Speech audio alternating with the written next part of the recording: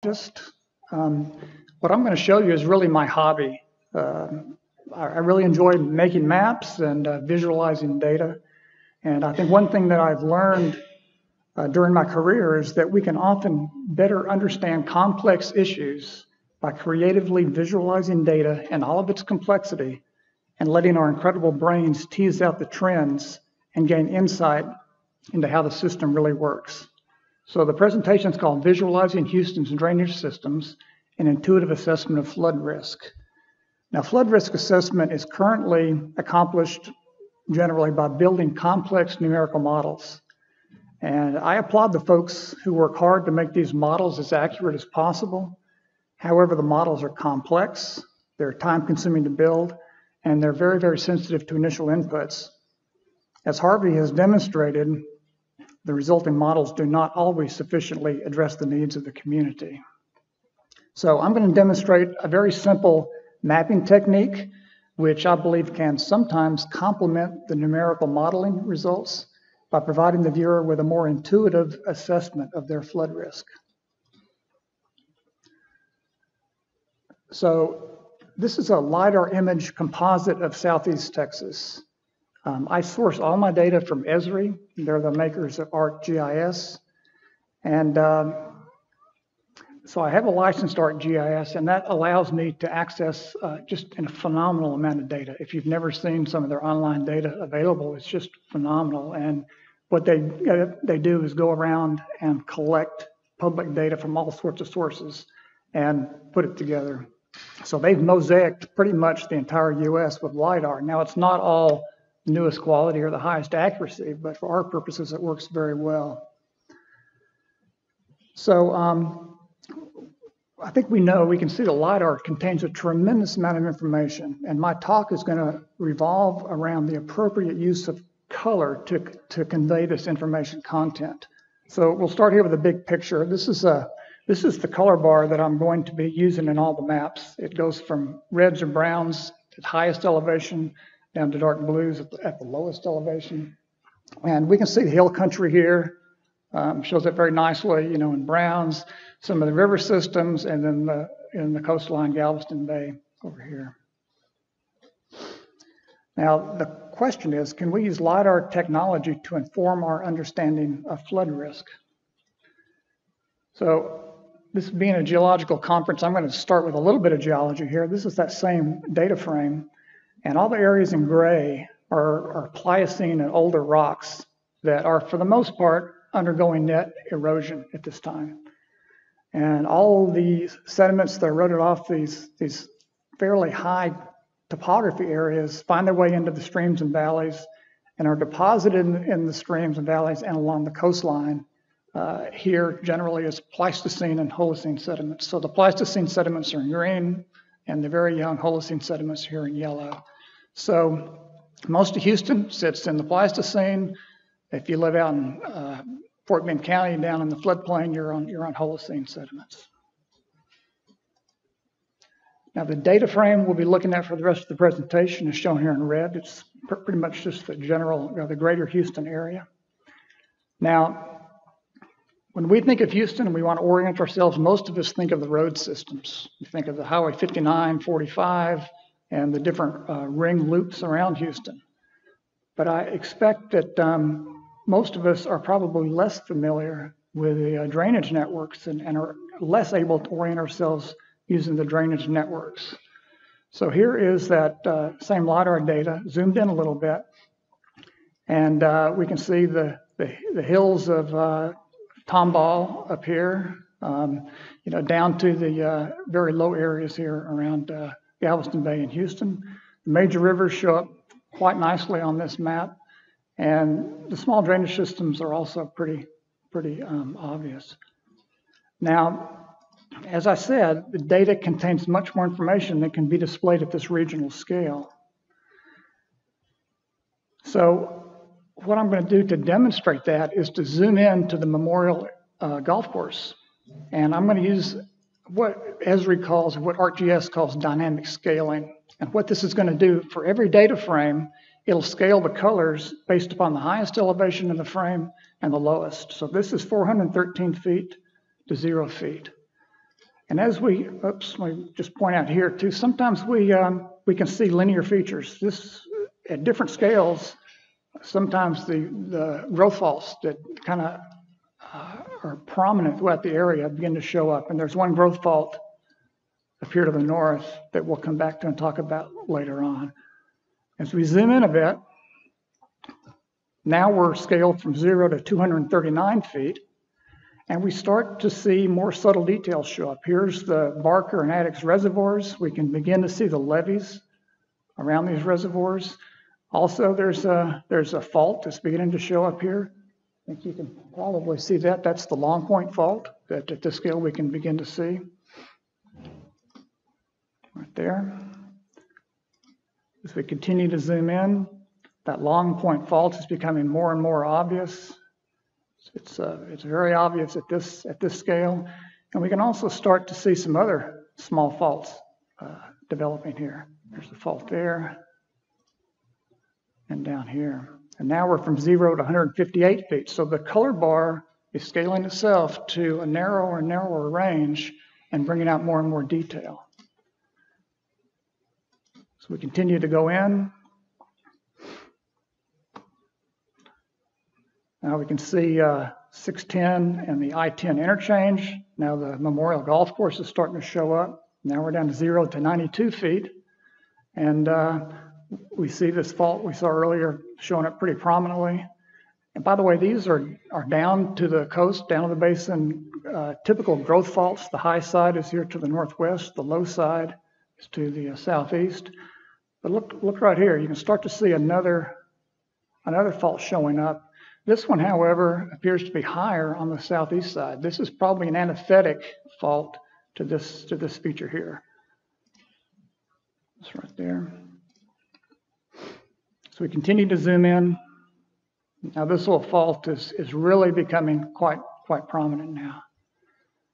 And this is the golf course, and now we're looking at 14 feet to 66 feet, and the color bars automatically scale itself to that view that we're looking at.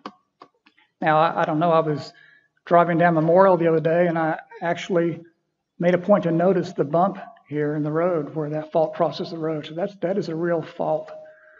While I'm here, I might also mention that these golf courses, with all their sculpting and contouring and moving of dirt around, are often very good areas for detention, as they are. So I encourage everybody to take up golf. So, oops. So there's a lot of information, and you've really got to get up close to use that information. However, if we had used the color bar for that original map, 0 to 413 feet, this is what we would have seen at this same scale. Obviously, we're missing something on that regional scale. Conversely, if we went to the regional view and just used that very detailed scale, this is what we would see. So we've kind of got a dilemma when we're trying to visualize LiDAR data. We can either scale it for regional context and see and look at the big picture, or we can zoom in and scale for very local detail. And so we're looking at elevation, lots of information. We use color to convey that information. And so the question is, can we create a map that provides both regional context and preserves the local detail? And then if we can do that, can we determine if that map could inform our understanding of geomorphology, drainage systems, and flood risk? So going back to the regional map, I'm going to suggest that there is something we can do. And what I've done here is taken a profile from up in the northwest down to Galveston and extracted the elevation. So this is from the northwest down to southeast. The color bar stretches from 0 to something just over 400 feet. And you can see the topography, how it changes. And you can see the creeks in here defined pretty well. And there's kind of one set of fairly steep with a high variability of terrain here. There's an area in here which is kind of smoothing out, but still fairly high gradient. And then once you get south of Buffalo Bayou and Houston, it's very, very flat out here. So what I did is just took a technique we use often in exploration, where we use residuals on gravity data. And so this is basically just taking a surface that has a lot of high frequency in it and taking a lower frequency out of it. And so what we've done here is taken a 10th order polynomial surface for this terrain area. And that surface, the profile for that surface, is shown here in green. So it's just a smooth surface through the area. Now, if you subtract this smooth surface from the actual terrain surface, you end up with residual. Now, what this allows you to do is, you may not be seeing all of the regional dip particularly, but it allows you to focus in on the more the local detail and use a color bar that is more likely to show that detail across a broad area. And in fact, if you're just looking at the flat coastal area, you can use a very, very small color bar and hopefully bring out lots and lots of detail. So that's what we've done. So where this works, we start with a terrain map. We subtract the regional surface. This is that 10th order polynomial surface. And by the way, this is essentially regional dip in the area. And I was looking at this last night, noticing that for the most part, most of our streams, even though they're flowing east, a lot of these are still perpendicular to the contours here. So this Galveston Bay area is really pretty significant low. So it's not so unusual that these things are flowing east. Probably the most significant deviation is up here around Cypress Creek, where it really is flowing across those, or kind of almost parallel to some of those contour lines. So anyway, once you subtract the regional surface from the actual terrain,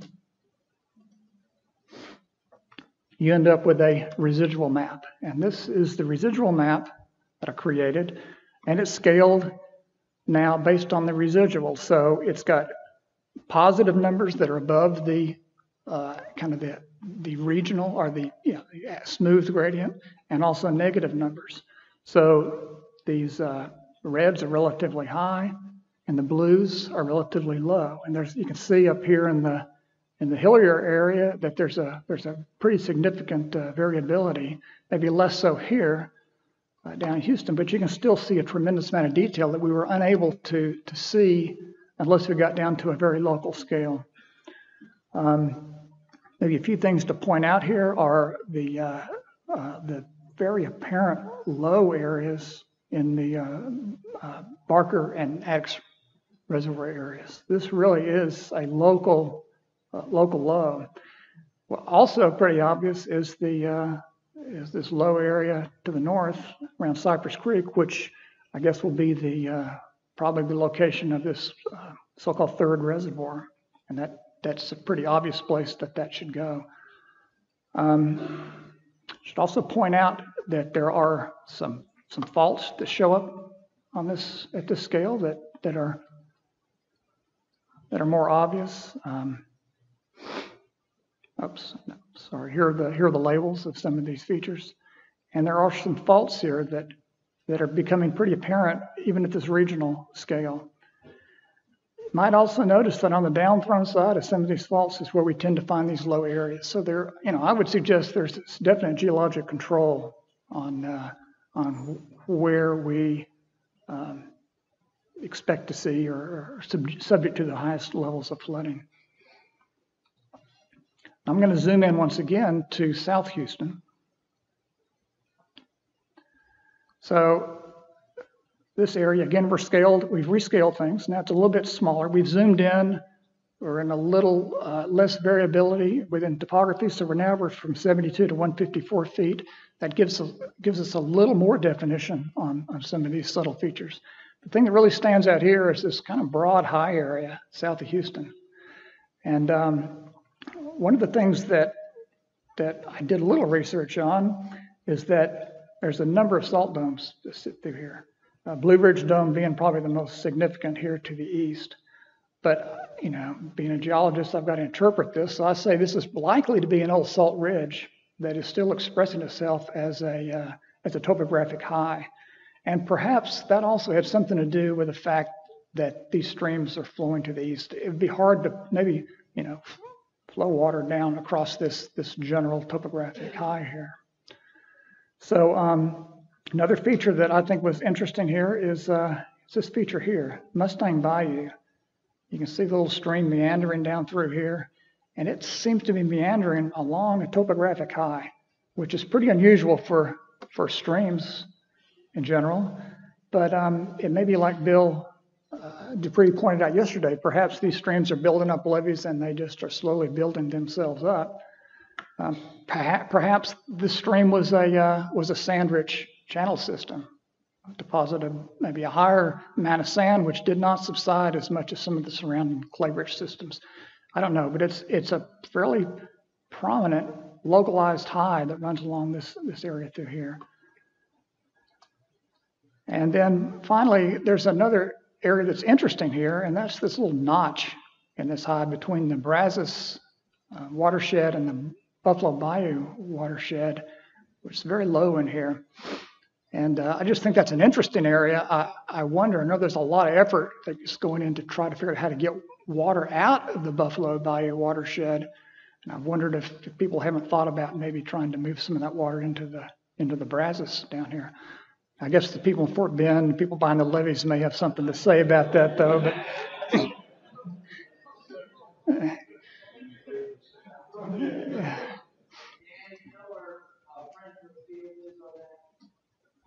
I'm sorry, Friendswood Field? I could not point to it. It's out in here somewhere, though, isn't it?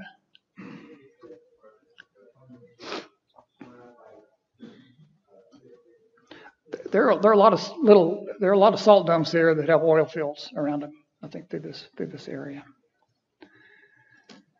So perhaps these residual maps can improve our understanding of geomorphology.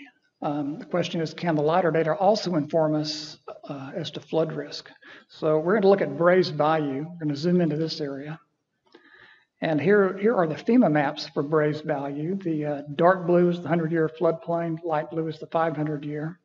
We can see 610 here, and south 610 west and 610 south for reference, and then Brays Bayou flowing through here. Now on the terrain, the raw terrain data, this is what we see. So it's high, kind of off to the west, and it just generally, as you go east, it gets lower and lower. And if we overlay the outline, hope you can see that, the outline of the FEMA designated floodplains, you can see that there's, you might see some correlation over here, but there's really not a lot of correlation. I would say that the terrain does not really inform us a whole lot with regard to where FEMA has predicted the 100-year flood, the base flood elevation to be. However, if you look at the residual map, where you've taken out that regional dip, now we're seeing some of the local highs and lows, and it's pretty obvious that there are a lot of blues in this area here. This is a local low area, which you would think would be pretty subject to flooding. And in fact, when you lay down the FEMA outlines here, there's really quite a good correlation, I would say. And I might contrast this side of the Buffalo Bayou, which is very, very flat, to the south side, which has a lot more topography and probably a lot more confidence, I would suggest, in their floodplain boundaries down here, where there's more gradient than up in this area where there's less gradient. And that's kind of the point of my talk. I'm not saying one is right or the other. I'm saying that there's a lot of uncertainty up here because it is so very flat. And let me just point out a couple of areas here. If we look down here, here's two areas that I've pointed to in blue that are in the 100-year floodplain.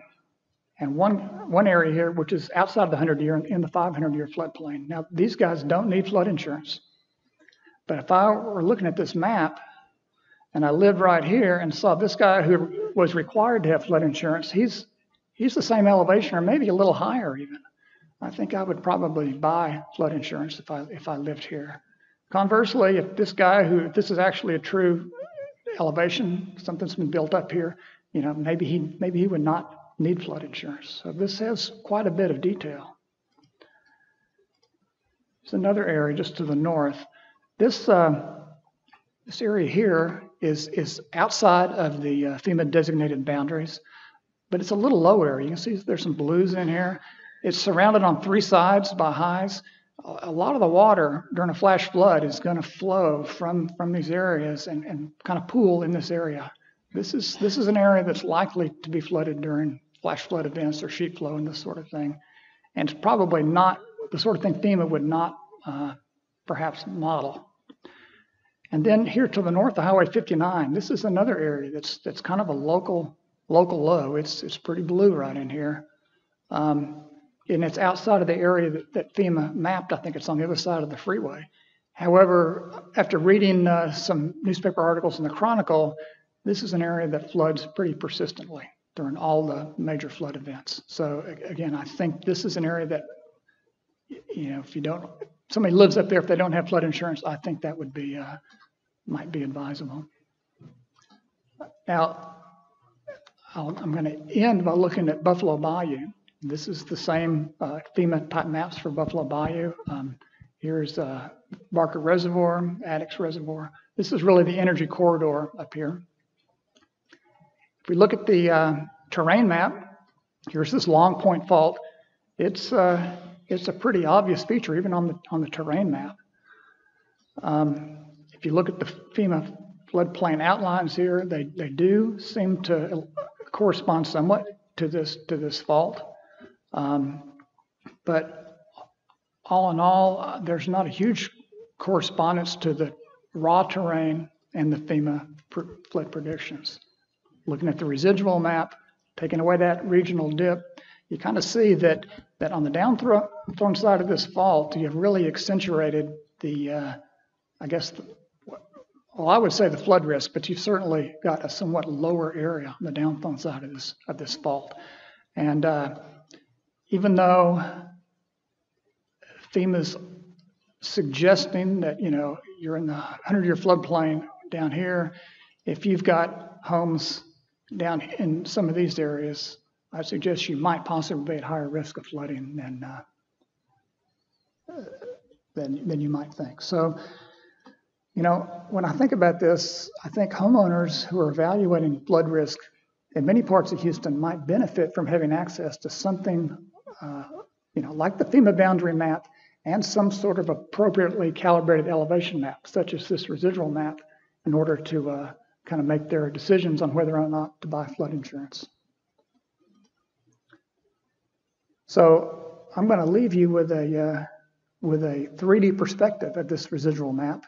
And sometimes in 3D you can see things that, or maybe it just helps get a feel for the topography here. And I hope that you go away with a little better understanding of our drainage networks in our area. And here are some of the features that we've been talking about here. So in summary, these residual maps are based on simple mathematical techniques that are commonly used in oil and gas exploration. The application of this technique to LiDAR data allows for the identification of subtle highs and lows and linear features such as active faults. When used in conjunction with FEMA floodplain map predictions, the residual map could provide Houstonians with an intuitive understanding of their personal flood risk, even in areas where no FEMA modeling has been conducted. And then I've got a little statement at the bottom saying, please don't sue me.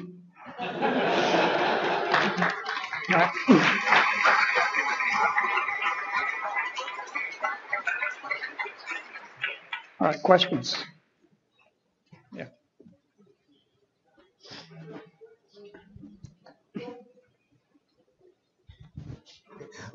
This is an extraordinary visual, and so I compliment you particularly on using the residual maps. Thank you. The only thing I would comment on, the linear high areas that you showed, including the area just south of Clear Creek and yeah, let's go to the Buffalo. Well, yeah, the large linear maps. That one and the east-west one, just where it says Blue Ridge, these were actually mapped in the 80s by DeWitt Van Sicklen, and they're meander ridges, and they're bifurcating meander ridges from the Paleo Brazos. and they are part of a series of ridges that are progressively younger as you go south, and Mustang Ridge is one of them, and then it bifurcates as you follow it farther down. Right. And these are basically controlling the drainage divides. So it's an extraordinary visual for seeing these old meander ridges and seeing their impact, including the asymmetry of flooding on Brays Bayou. Right. Because that high area to the south is a meander ridge, the low area was an old paleo flood basin. So I really enjoyed both your talk and your imagery. Thank you. Well, thank you. I just might mention that if you're trying to understand geomorphology, there's nothing quite like sitting in front of your workstation and zooming in and out with this dynamic scaling, because at every scale you bring out new subtleties. So you kind of lock into one on the screen, but actually driving is quite an interesting experience. Surface, the 10th order. Yes. It's in the spatial analyst package of ArcGIS, and it's just one of their tools. I tried a number of different orders of residual, and ended up with 10th order that seemed to be the best. I might mention that is the only subjective thing in these maps. The terrain's kind of fixed, the residual fixed. It's that 10th order surface is where there is some subjectivity. But otherwise, I think these maps are quite a strong representation of reality, I guess. I do agree. Thanks. Okay, well, we are much appreciated.